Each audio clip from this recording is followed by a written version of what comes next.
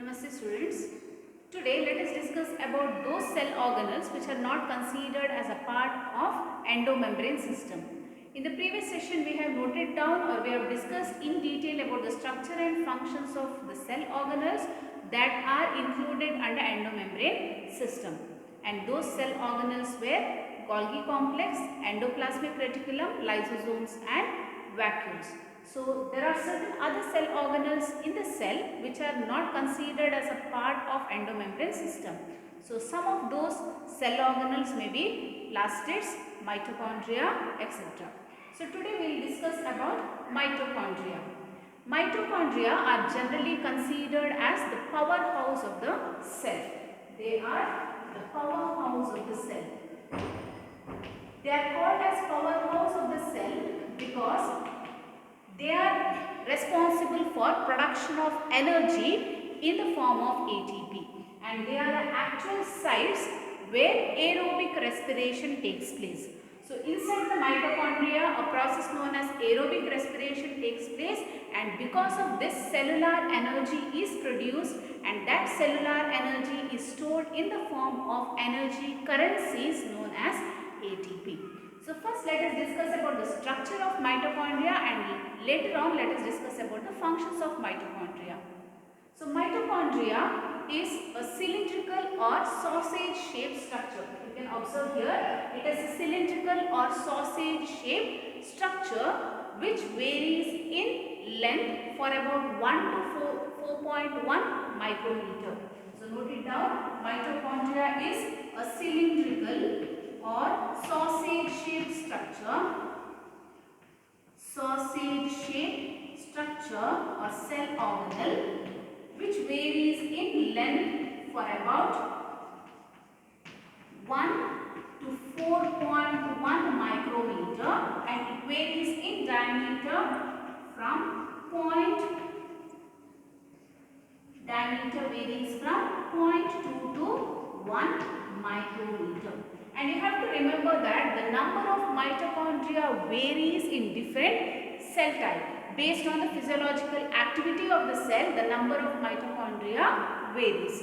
And term mitochondria is singular, plural, whereas mitochondrial is singular form. Okay, mitochondrial is singular, mitochondria is plural form.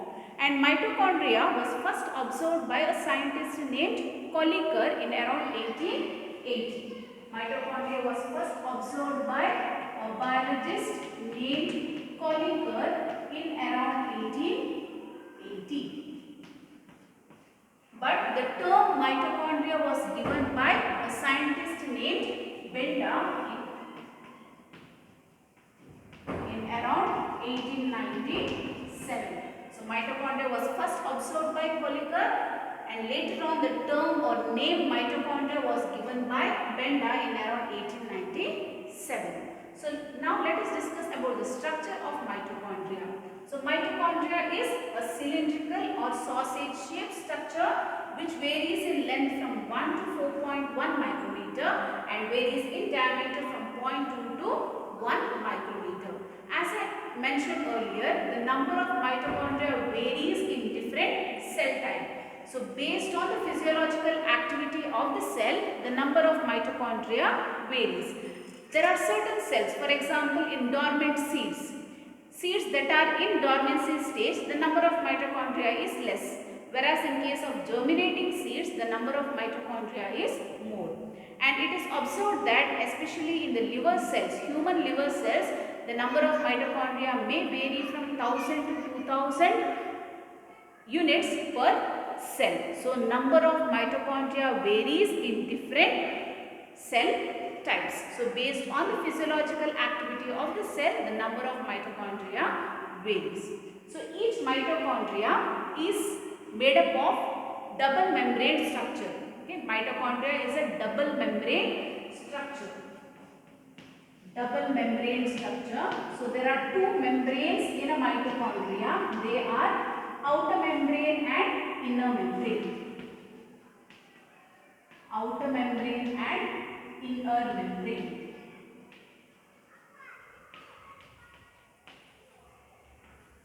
outer membrane and inner membrane. So the lumen of the mitochondria or the cavity of the mitochondria is divided into two compartments. Because of presence of two membrane, the cavity or the lumen of the mitochondria is divided into two compartments, outer compartment and inner compartment. So there are two compartments, outer and inner compartment.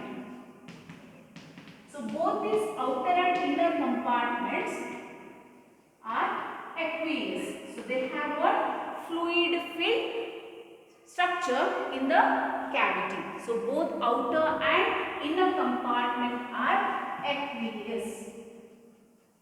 Both the compartments are aqueous. Within the inner membrane or the inner compartment, there is a fluid filled homogeneous structure known as matrix. So the inner compartment has got fluid filled homogeneous substance known as matrix.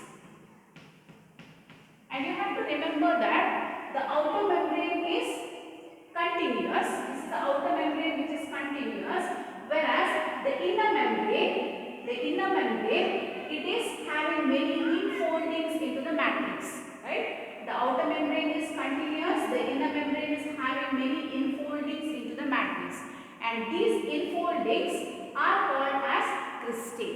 So the infoldings found in the inner membrane are called as cristae. So inner membrane has many infoldings, and these infoldings are called as cristae.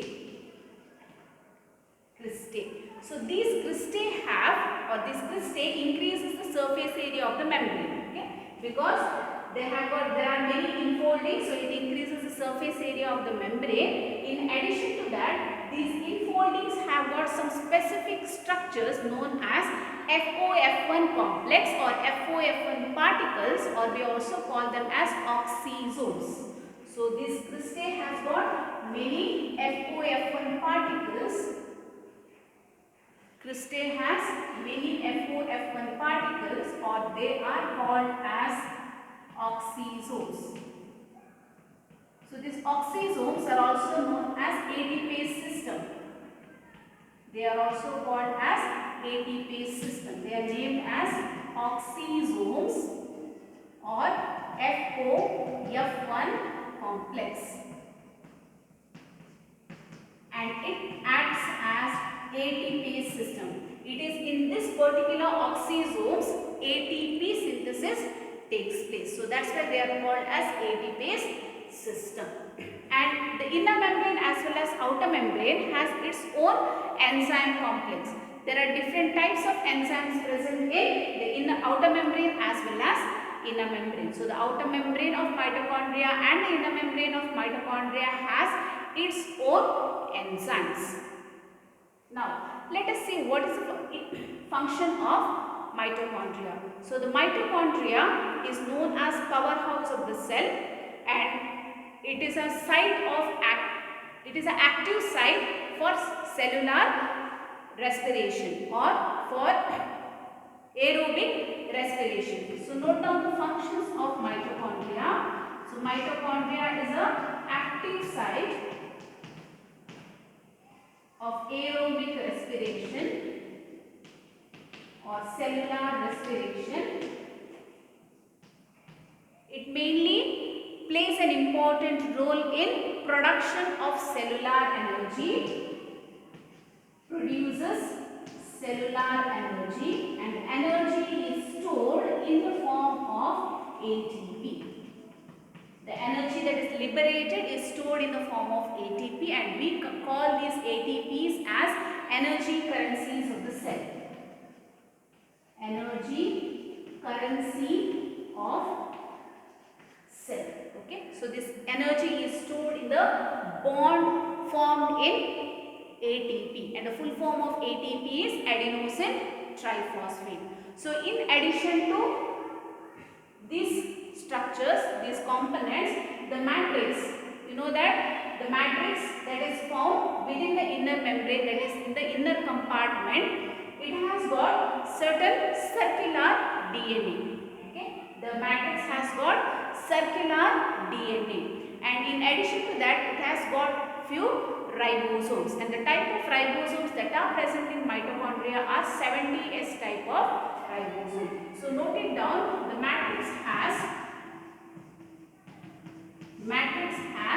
ribosomes that are of 70S type, and you know that usually the eukaryotic cells have got 80S type of ribosome. Inside the cytoplasm also there are ribosomes, and attached to the surface of endoplasmic reticulum also there are ribosomes. They are of 80S type of ribosomes.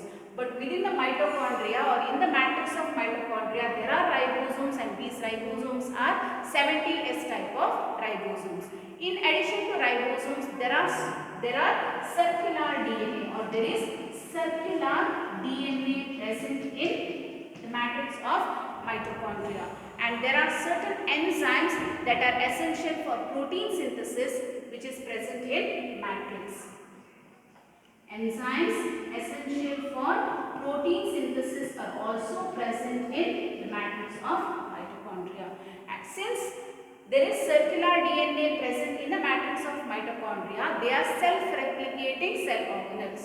Okay, autonomously replicating or self-replicating cell organelles. So this mitochondria replicates by, or mitochondria divides by fission method. So this mitochondria undergoes fission to divide into two mitochondria organelles. So these are the structure and functions of the cell organelle known as mitochondria. And this mitochondria, structure of mitochondria is very important. Even the diagram is important from exam point of view. So please practice the diagram of mitochondria. It can be asked for 2 marks or 3 marks, and explanation, diagram with explanation can be asked for 5 marks. Now let us discuss about the cell organelle plasters. Plasters were first observed by E. Haeckel in the year 1866. So they were observed by E. Haeckel in the year 1866. So these plasters are mainly found in plants as well as euglenoids. They are found in plants and euglenoids. They are large cell organelles, and they can be easily observed under the microscope. So these plasters mainly store specific type of pigments. They store specific kind of pigments in them. So they may store different kinds of pigments. So based on the specific kind of pigment that are stored in the plasters, plasters are generally categorized into 3 groups. So the 3 groups of plasters are chloroplasts, chromoplasts, and leucoplasts. So plasters store specific kind of pigments or various components or nutrients. So based on the types of specific pigments that are stored, or the nutrients that are stored, or components that are stored in the plasters, plasters are generally categorized into 3 types. They are chloroplasts, chromoplasts, and leucoplasts. So chloroplasts are those plasters that mainly store specific pigments like photosynthetic pigments. So chloroplasts mainly store photosynthetic pigments like chlorophyll, photosynthetic pigments like chlorophyll and carotenoids.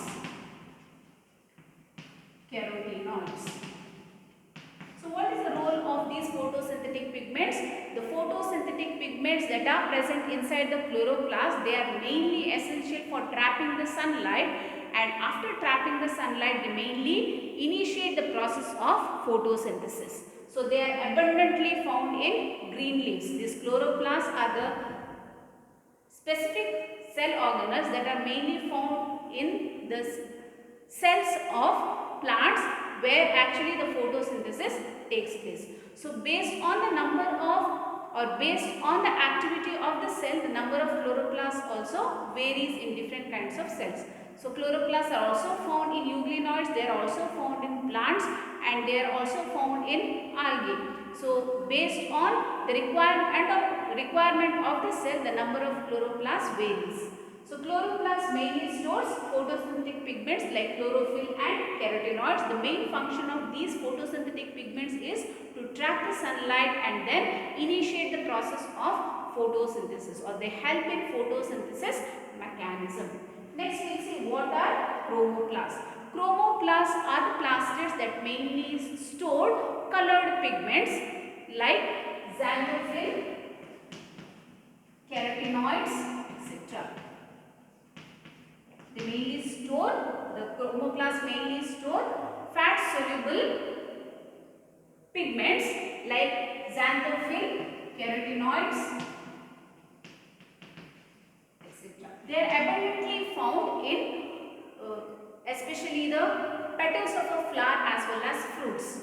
You know that the fruits have got varied color, and petals of a flower also have got brightly colored. They are brightly colored mainly for attracting the pollinating agents. So these color of the petals of a flower or the fruits are mainly because of the chromoplast. So this chromoplast imparts varied color. They may impart yellowish color, orange color or red color to various parts of the plant like flower, petals of a flower or fruits.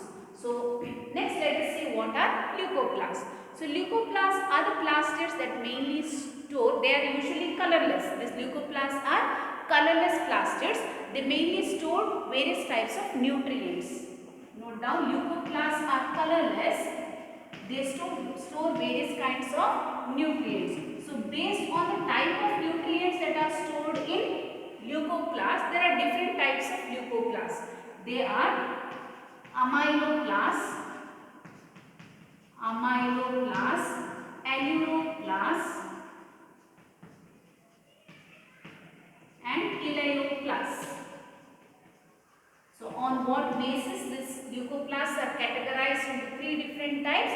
Based on the type of nutrients they store, the leucoplasts are categorized into three different types.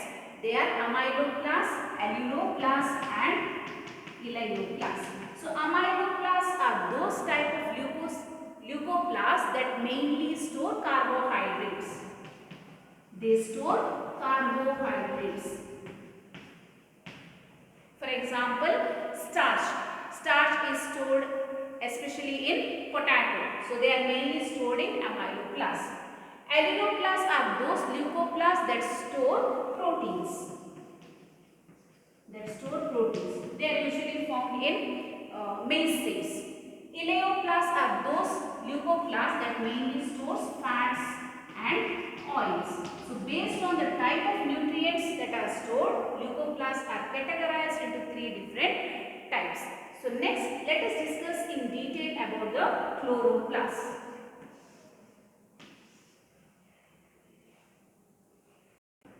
Now let us discuss about one of that plastid known as chloroplasts. You know that chloroplasts usually store photosynthetic pigments like chlorophyll or carotenoids. So we will discuss the structure of chloroplasts in detail and then we will note down the function of chloroplasts.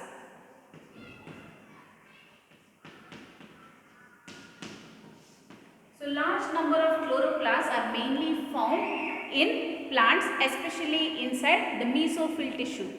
The leaves of the plants mainly have a tissue known as mesophyll tissue. Inside the mesophyll tissue, there are large number of chloroplasts. So you can find majority of the chloroplasts in mesophyll tissue.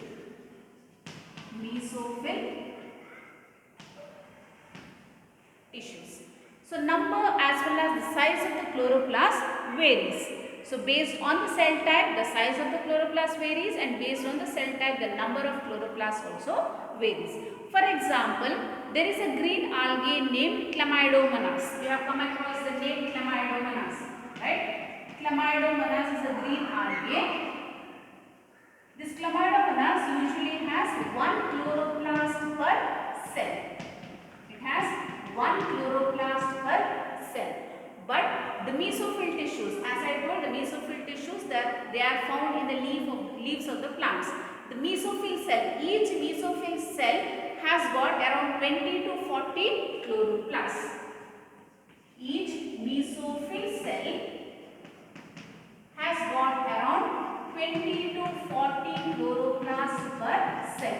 So based on the cell type, the number of chloroplasts varies. Okay. So let us discuss what is structure of chloroplast. Chloroplast is also a double membrane structure. As we have discussed about the structure of mitochondria, it is also a double membrane cell organelle. Chloroplast is also a double membrane cell organelle having an outer membrane and an inner membrane. So chloroplast is a double membrane cell organelle. Double membrane cell organelle having an outer membrane and inner membrane. So within the inner membrane, the cavity of the chloroplast is filled with stroma. Cavity of the chloroplast is filled with stroma. Stroma has various kinds of enzymes that are essential for protein synthesis and carbohydrate synthesis. In addition to that, it also has got a double-stranded circular DNA. Stroma has double-stranded circular DNA. It has got various enzymes that are essential for the synthesis of protein as well as carbohydrates, and it also has got some of the ribosomes. It has got even the ribosomes, and the type of ribosomes that are found inside the chloroplast is of 70S type.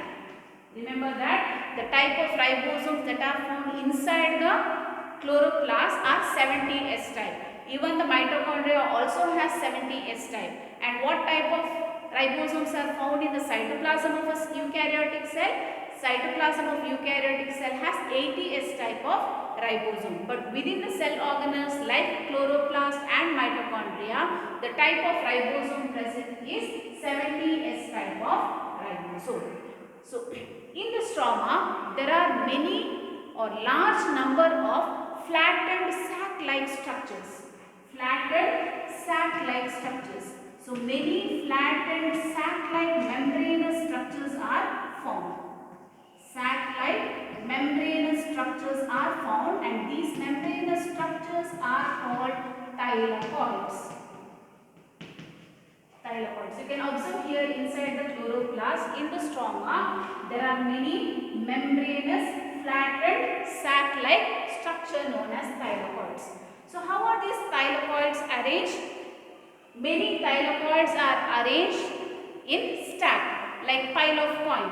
If you place the coins one above the other, it forms a pile of coin.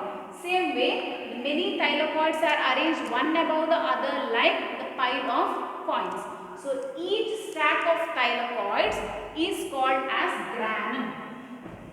Each stack of thylakoids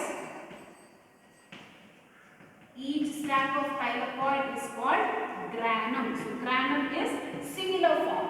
Many such grana are found in the stroma. The plural form is grana.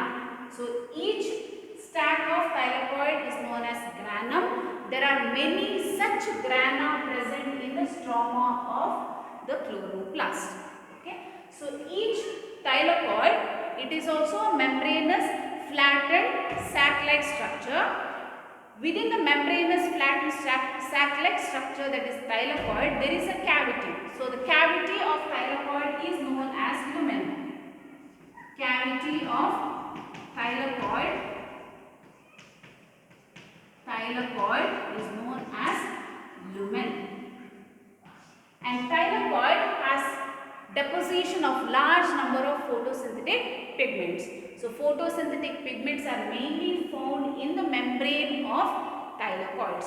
So these photosynthetic pigments that are arranged in the membrane of thylakoids, they mainly help in trapping the sunlight and help in initiating the process of photosynthesis. So thylakoids are very essential units for the photosynthesis that takes, or for the mechanism of photosynthesis that takes place in plants.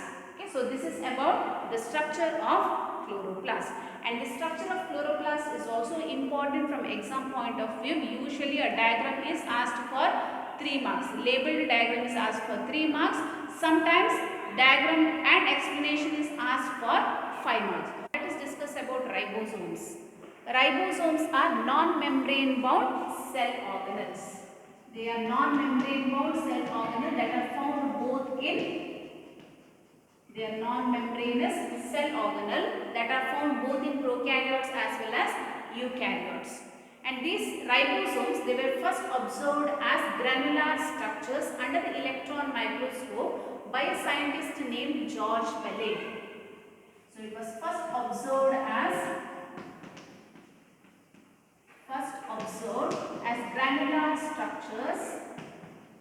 granular structure under electron microscope by George Palade in around 1953. So these ribosomes, they are non-membranous structures and they are composed of RNA and protein.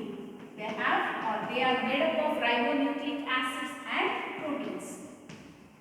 Ribonucleic acids and proteins. And there are different kinds of ribosomes found in prokaryotes as well as eukaryotes. Generally, there are two kinds of ribosomes. They are 70S type of ribosomes and 80S type of ribosomes. Prokaryotic cell has got 70S type of ribosomes. Prokaryotes have got 70S type of ribosome. In addition to prokaryotes, there are certain cell organelles found inside the eukaryotic cell like mitochondria and chloroplasts also have 70S type of ribosomes. Already we have noted down while studying the structure of mitochondria as well as chloroplasts, we have noted down that they have got 70S kind of ribosome. Whereas eukaryotic cells in their cytoplasm, they have got 80S type of ribosomes. Eukaryotes or eukaryotic cell has 80S type of ribosome. So what is the unit S? So we usually determine the unit of ribosomes as S. S stands for Swedberg unit. S stands for Swedberg unit. So what is the Swedberg unit? How is the Swedberg unit obtained? So these ribosomes, they are usually measured based on the sedimentation coefficient of centrifugation. So based on sedimentation coefficient,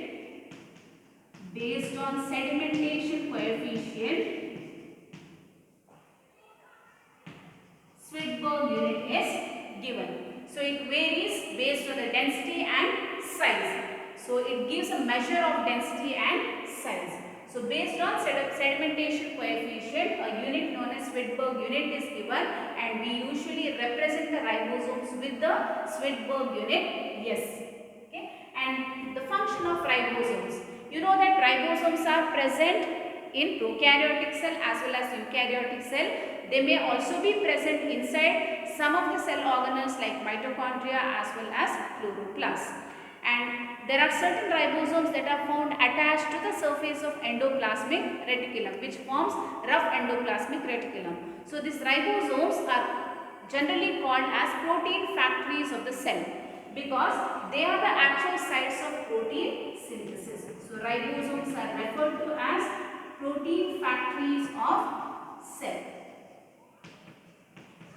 Protein factories of cell because ribosomes are the actual sites of protein synthesis. So all those proteins that has to be synthesized will be synthesized in the ribosomes.